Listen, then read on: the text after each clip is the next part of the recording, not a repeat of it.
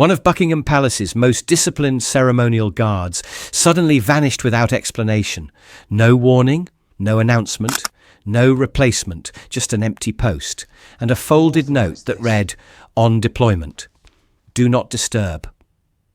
What no one knew was that he wasn't off duty. He was already airborne en route to Israel after a missile strike rattled the region and placed British lives in the crosshairs. And the red tunic he wore? It wasn't just for ceremony anymore. Now, before we reveal the full story, first, hit that subscribe button and drop a comment telling us where in the world you're watching from. Now, without further ado, let's get into it. The forecourt of Buckingham Palace was already buzzing before the gates even opened. A sea of tourists pressed against the black and gold railings, clutching phones, waving flags, hoisting toddlers onto shoulders. Summer in London brought out the crowds, and everyone wanted a perfect angle of the changing of the guard. It was one of those traditions that made people believe they'd touched a piece of history, even if just through a camera lens. By 10:43 a.m, the mood had shifted from excited chatter to poised anticipation.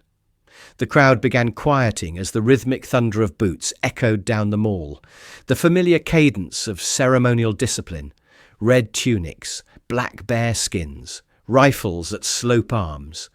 The Queen's Guard was on the move, but it didn't take long for the regulars to notice something was off. He wasn't there. Lance Corporal Daniel Reeve, known to staff and repeat visitors alike as the one who doesn't flinch, was missing from his usual position near the Eastern Gate. For 6 years straight, he'd stood that post. Rain, sleet, Jubilee traffic. Nothing kept him from his rotation. Veterans who came each year on the same day to pay their respects always nodded toward him. Tour guides mentioned him by name. Even a few kids on school trips called him Stone-Faced Dan. But this morning, his square of gravel stood empty. The ceremony proceeded with military precision. The band played their practiced fanfare. Guards rotated like clockwork. The crowd, to most, was none the wiser. But those paying attention, they were unsettled. A young girl tugged on her mother's sleeve. "Mummy, where's the tall one?" A steward nearby hesitated, then offered the standard answer. "Probably reassigned for training." But inside the walls of Wellington Barracks, the truth sat silent and still in an empty locker. His red tunic was gone. So were the white gloves, the bearskin cap, and the perfectly polished boots. Their place sat a folded note, pinned carefully to the corner of a dark green beret that hadn't seen daylight in over a year. "On deployment, do not disturb." A regimental sergeant stood nearby, reading the note for a second time, though he'd memorized it on the first. His jaw was clenched in the way only men trained not to ask questions could manage. Beside him, the duty captain spoke low. "Who authorized this?" There was no reply, just the low hum of distant traffic and the click of a lock turning gently behind the door. Daniel Reeve was gone, but he hadn't left without a reason. And within the hour, that reason would be hurtling across the sky toward a nation reeling from fire, smoke, and a world bracing for what might come next. The summons came at 2:17 a.m. No ceremony, no formal courier, just a secure text, blacked out screen, vibration only, on a device Daniel Reeve hadn't powered on in 8 months. Orth, Raven, Iron, immediate deployment, west entrance, civvies. He didn't hesitate. By 2:24, his ceremonial locker at Wellington Barracks was sealed, the red tunic folded with exacting care. His sidearm case, never touched while on public duty, was unlatched for the first time since he left active operations. At 2:51, a nondescript black van pulled up to a side alley behind Horse Guards parade. 2 men in plain suits didn't speak as Reeve climbed inside. They handed him a change of clothes, dark tactical slacks, a tight compression tee, and a bundle wrapped in canvas cloth. Inside it, tucked between reinforced ceramic plates, was something few outside Tier 1 units had ever laid eyes on. His old SRR harness, marked faintly, with a call sign no longer on record. By 3:08, the van descended beneath Whitehall through an unmarked service tunnel, lit only by sodium bulbs that made everyone look like they'd stepped out of a black and white photo. The doors sealed behind them with a thud that echoed too long. At the far end of the corridor, behind a vault-like door requiring 2 biometric scans and a spoken code, waited the briefing room. Cold air, 3 figures, no insignias. A woman in her 40s with steel in her posture and RAF wings on her lapel leaned forward. Lance Corporal Reeve, or should I say, Echo 14. He said nothing. You've probably seen the headlines. He had. The missile strike on Tel Aviv had hit just before midnight local time. Iranian proxies, whether directly launched or not, had claimed responsibility.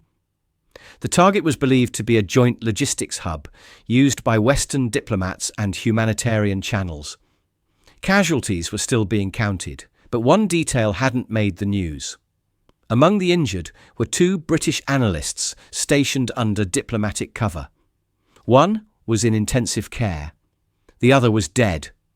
Both had been carrying encrypted courier packets. We've recovered 1 satchel, the woman continued, but there's evidence another was intercepted. Intel suggests it's now in the hands of a sleeper cell operating out of Ramallah. The strike was cover. Reeve's eyes narrowed slightly. Why me? He asked, not out of pride, but because every soldier learns not to volunteer what they don't understand. The man seated across from the woman answered this time. Older, military, a scar along his temple that had never healed evenly. Because the second packet was routed through someone you knew, your brother. Silence fell like a dropped rifle. Signal Corps? Died 4 years ago, right? Reeve nodded once. The pain was worn now, but never dulled. He embedded a fail-safe encryption code on the courier's device, one only you would recognize. The woman slid a dossier across the table. It bore no name, just a red seal and a serial tag that ended in D4. You're not going in uniform, the man said, except when you are. Reeve blinked once, a slight tilt of the head. There's an evacuation effort planned at the consulate in Jerusalem. Children, families, wounded expats. They're frightened. Visibility helps. British red calms a crowd better than body armour ever could. The woman interjected, voice softer now. We need you to be both things. The guard who doesn't flinch, and the one who disappears when needed. Reeve leaned back slightly in his chair. A pause, then a nod. Mission acknowledged, he said. At 0412, he boarded a blacked-out MOD SUV. Destination, RAF Northolt, where a military Gulfstream waited on standby with flight clearance to Tel Aviv via diplomatic corridor. Before the vehicle door shut, the scarred officer called out behind him. Reeve, he turned. No one knows about this. If things go south, you're ceremonial again, not operational. Reeve gave a half smile that didn't reach his eyes. Isn't that always the job? The door shut.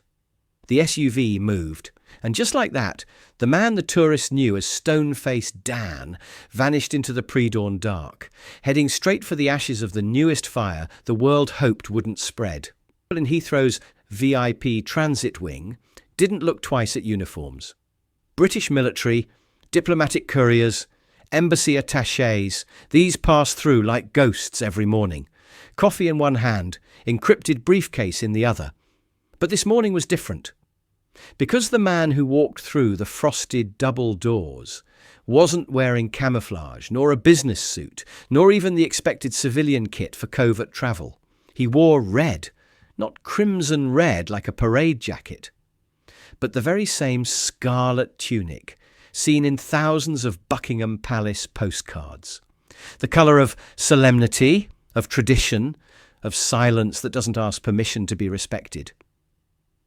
Over charcoal tactical trousers and combat boots, the tunic looked out of place. To the uninformed eye, maybe even ceremonial cosplay. But to those who knew, those who paused to look closely at the posture, the silence, the set of the jaw, it was something else entirely. A warning. Daniel Reeves' presence turned heads from the moment he stepped inside the secured lounge. A staff sergeant at the air wing desk half stood, hesitating between military protocol and curiosity. Reeve gave a single nod. No identification needed. His name was already flagged. Instead, he simply adjusted the strap of the black canvas bag slung over his back, light, unremarkable, but locked with 2 reinforced clips, and walked toward Gate T6, where a matte grey MOD Gulfstream sat waiting on the private tarmac beyond tinted glass. A stewardess in a diplomatic uniform watched him pass, her mouth slightly open. She leaned to a colleague. "Why is he dressed like that? Is it ceremonial?" Her colleague didn't answer immediately. He just watched the soldier with the red tunic vanish through the blast doors toward the loading ramp.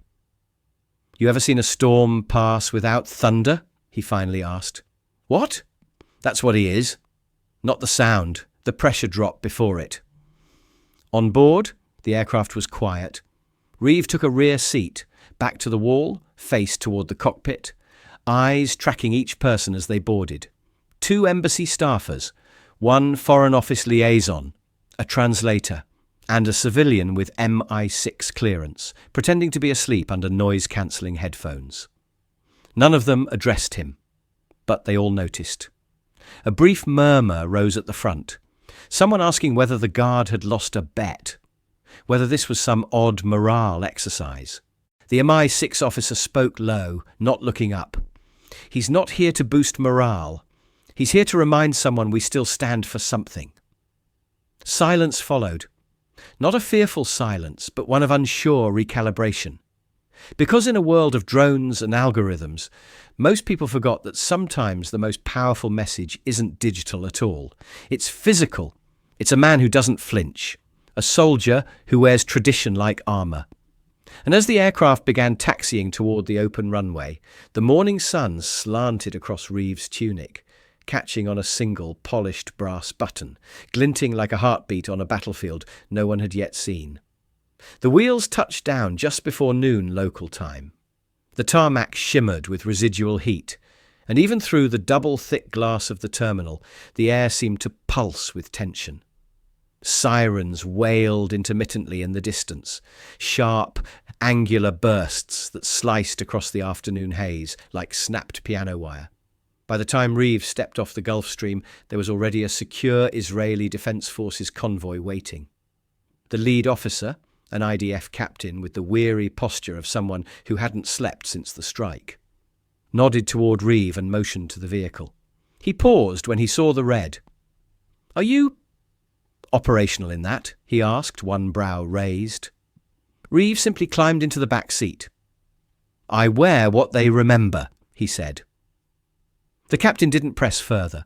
The convoy peeled off the runway in a tight, purposeful line, weaving through Tel Aviv's outer zones. Signs of the strike weren't hard to find. Shattered glass on sidewalks, bent light poles, the black smudge of ash still fresh on the walls of a transit hub that had taken a glancing blow. But the city wasn't broken, not completely. People still moved with purpose. Fire crews still worked intersections, and here and there children walked hand in hand with parents through the wreckage, clutching ice cream cones like nothing had happened. Resilience looks different in every country, but it always has the same eyes. They arrived at a mobile IDF field hospital just outside Holon. It had been stood up less than 8 hours ago and was already full. Dozens of patients, Israeli, foreign, volunteer aid workers, lay in ordered rows beneath canvas and aluminum. The low murmur of heart monitors, mixed with Hebrew and English commands, the soundscape of quiet urgency. Reeve stepped out, boots crunching softly on gravel. Conversations paused. A few soldiers stared openly. One nurse blinked twice, then crossed herself. It wasn't the weapon on his hip, or the tight angles of the body armour beneath the tunic. It was the red, that ceremonial red. It didn't belong here, but somehow it also did. A British Red Cross liaison met him near the intake station, pale, exhausted. "We didn't expect anyone so visible." I'm not here to blend in. There's someone you should meet."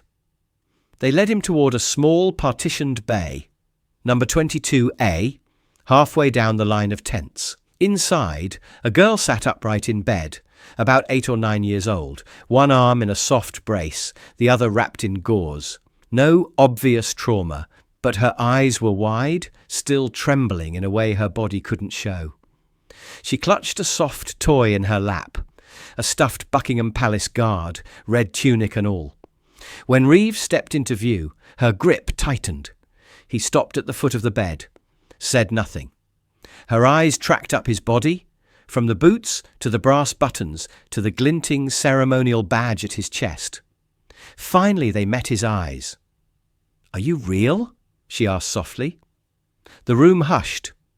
Reeve took one step forward and reached into the side pouch on his hip.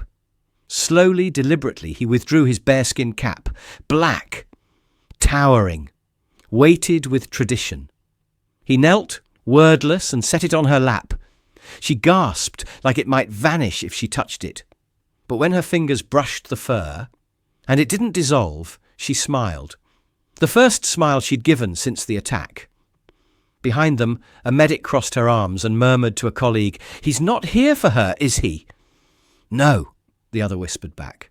"But maybe she's the reason he won't break while he is." Reeve stood, nodded once to the girl and turned toward the exit. She was already holding the hat to her chest, like armour. As he left, someone offered him a water bottle. He declined, his jaw clenched, not out of dehydration, but to keep control. Not over anger, not over fear, but over what it meant to kneel with tradition in one world while preparing to descend into another. One of chaos and vengeance and silence. Jerusalem by night carries a kind of hush that isn't quiet.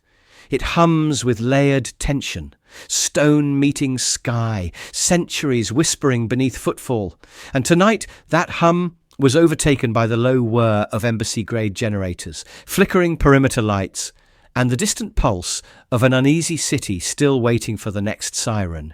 The British Embassy compound sat just outside the old city, reinforced by the kind of silent security no visitor ever saw. Bulletproof glass, steel infrastructure tucked behind sandstone facades, panic rooms disguised as storage closets. But deep within its subterranean level, past 2 layers of biometric doors and a manually locked server cage, was something far more fragile than steel. A courier satchel, retrieved from the wreckage of the Tel Aviv strike, now rested on a pressure-triggered pedestal inside a Faraday-sealed vault. Reeve stood in front of it. The Foreign Office tech, a junior analyst who looked barely out of university, stood beside him, nervous, sweating. "We recovered it intact," the analyst said, voice too fast. "The encryption protocol is, well, it's non-standard. It doesn't match any of the MI6 schema, not even black site versions." Reeve said nothing.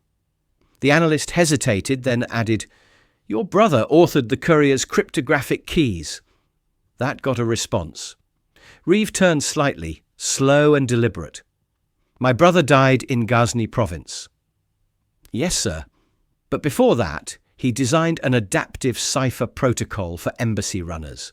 Embedded memory lock. The kind of thing only someone close would know how to decode. We think he built it around personal cues." "What cues?" "Lyrics. He wrote hymn lyrics into the access strings, modified King's Chapel verses, not in any of our records." Reeve stepped forward. The satchel, once unassuming brown canvas, was scorched at one edge, but otherwise intact. A fibre keypad blinked against its metallic clasp. The analyst handed over a clipboard. "Only one attempt left before the failsafe kicks in. If we get it wrong, it bricks." "Yes." Reeve lowered the clipboard. His eyes were distant now, not in confusion but in memory. A church. Wooden pews. His brother humming under his breath in a cracked falsetto during Christmas services. There was a line they always teased him for loving. He sang it loudest, even when the organ went quiet. Reeve touched the keypad. He entered the phrase, "'Neath her far-spread wings of peace." A soft chime. The lock clicked open. The analyst exhaled so sharply it startled himself. Inside the pouch was a single encrypted drive, wrapped in anti-static foil and rubber-sealed against shrapnel. A sealed envelope sat atop it, hand-labelled in tidy script, "To be opened only if I don't make it. ER." The analyst made a move toward it, but Reeve was already lifting it away. He didn't open the envelope. Not yet. Instead, he handed the drive to the analyst, who rushed it toward the on-site secure terminal.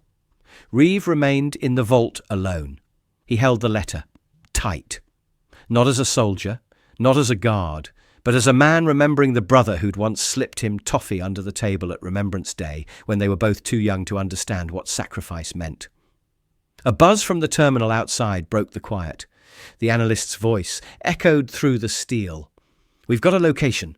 Cells operating from Ramallah, weapons cache, secondary strike team. They're planning another hit, this time at a diplomatic evac point in East Jerusalem." Reeve didn't respond. He was already walking toward the prep locker where his tactical gear waited under an unlit bulb.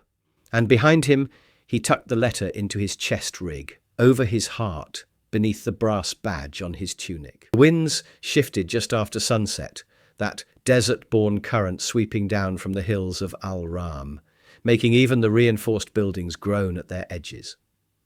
On a rooftop, 2 blocks from the suspected strike cell, shadows moved with precision.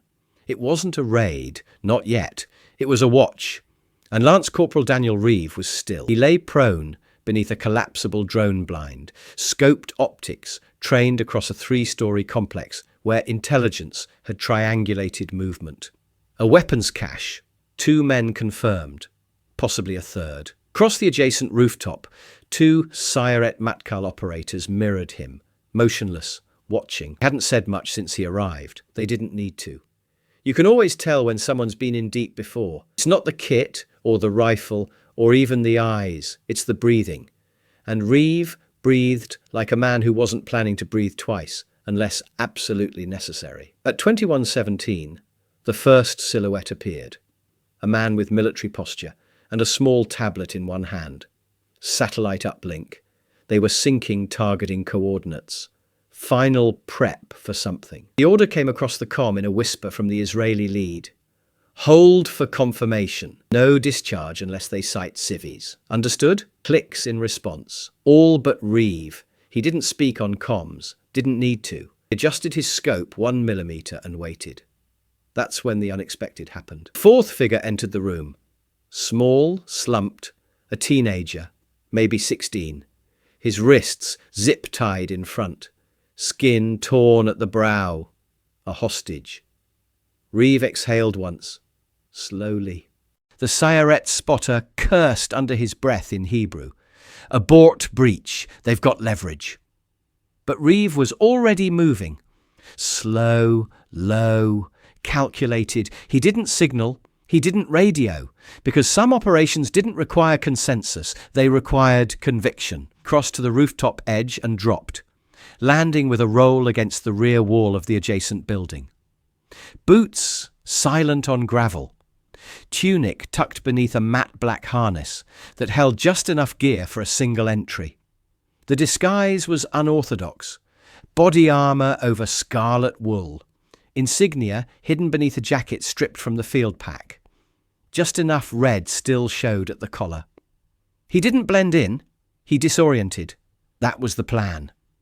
By the time the cell leader caught sight of the movement in the corner of the room, Reeve was already through the shattered rear window. He didn't shoot. He didn't have to. Because by then, 2 Sayeret had breached the opposite door, and the moment of confusion, the glimpse of the red collar, the British tunic beneath the vest, was all the opening they needed. Reeve struck first, disabling the nearest gunman with a strike to the clavicle and a controlled throw into the concrete wall. The second reached for a sidearm, but the flash of a strobe from the Israeli operator ended the motion cold. Within 7 seconds it was over.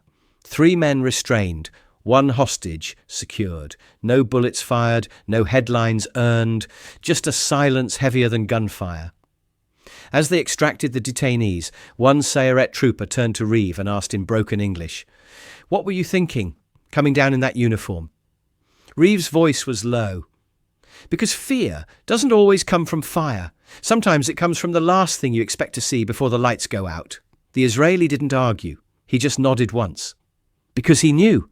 Sometimes tradition was the weapon. The courtyard behind the British consulate in Jerusalem had been cleared of personnel hours earlier. Just a few admin staff remained inside, lights dimmed, windows shuttered tight.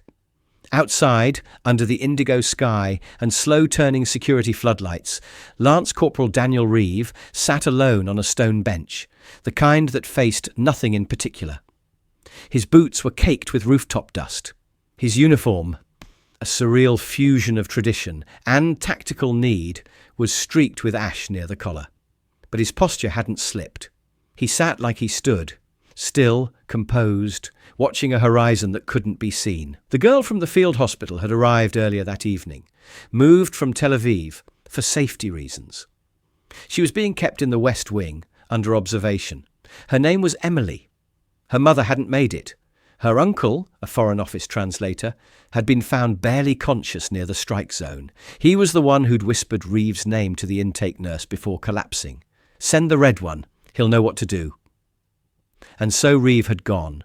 Not for orders, not for protocol, but because he'd been asked. And now the girl was here, tucked into a bed in a secure wing of a compound, half a world away from where she used to live. Her arm in a sling, her stuffed palace guard doll tucked beneath her chin. When the door to the West Wing opened and she was wheeled out in a small chair by a nurse, Reeve stood immediately. She spotted him across the courtyard, and just like that, she smiled again. On her lap, balanced carefully, was the bearskin cap he'd left her. She had polished it somehow, even the rim where his hand always rested when marching. The nurse started to push her closer, but Emily raised a hand. "Wait!" Then, with slow determination, she set her feet on the ground. Her cast barely touched the gravel, but she stood. Not steadily, not perfectly, but she stood. The nurse hovered behind her, but didn't interfere. Emily raised the bearskin cap to her head. It was far too large, it wobbled, but she used both hands to steady it. Then she lifted her right arm, a salute. Bent elbow, small hand, trembling. But it was a salute nonetheless. She didn't speak, neither did he. But Reeves' shoulders squared, and for the first time since landing in Israel, he lifted his own hand, white-gloved and still dusty from the operation, and returned the gesture. No one clapped. No one filmed. The consulate staff inside watched from a distance behind one-way glass, too moved to interrupt. A junior officer beside the window whispered, "What did he do out there?" An older admin worker replied without turning her head, "Whatever it was, we won't ever be told, but I hope someone remembers it, because he didn't do it for us." Outside, Reeve lowered his hand slowly. The girl removed the bearskin hat, held it to her chest like a medal, and said just 3 words. "Thank you, soldier." He didn't smile, but his chin dipped once, precisely with quiet finality. And as she was wheeled back inside, still clutching the cap, Reeve returned to the bench, still as stone. Eyes forward, because sometimes the most powerful moments aren't meant for the world. They're meant for the one child who saw the uniform not as theatre, but as a promise. London woke up the same way it always did. Horns blaring across Victoria, pigeons doing slow patrols on the Mall, and tourists flooding Buckingham Palace's gates by mid-morning, like it was the one place on earth time stood still. But for those who'd visited the day before, those who had noticed the empty spot, the gap in symmetry, it wasn't business as usual. They were watching for him. He usually took the eastern post, second from the right, closest to the inner arch, the one with the cleanest boot prints, the one where, if you were lucky enough to visit at the top of the hour, you'd catch him during a ceremonial shift that felt more like choreography than protocol. And there he was, standing again, like he'd never left, Lance Corporal Daniel Reeve, bare skin, perfectly centred, tunic crisp, buttons gleaming, boots polished so precisely they reflected the stone beneath him. He didn't move. He didn't blink.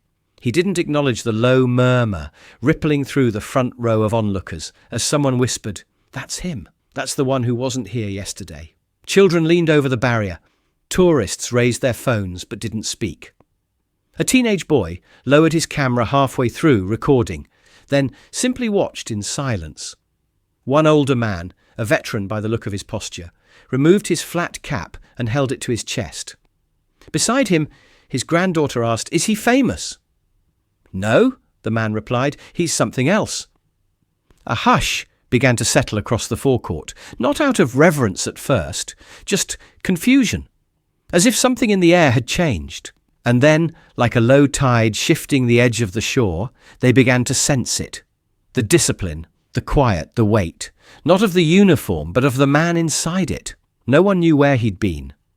No one knew that just a day earlier he had stood on a rooftop in the West Bank, dismantling a missile strike before it ever made the news, or that hours after that he'd saluted a wounded British child who couldn't yet walk, but still stood, just to honour him back.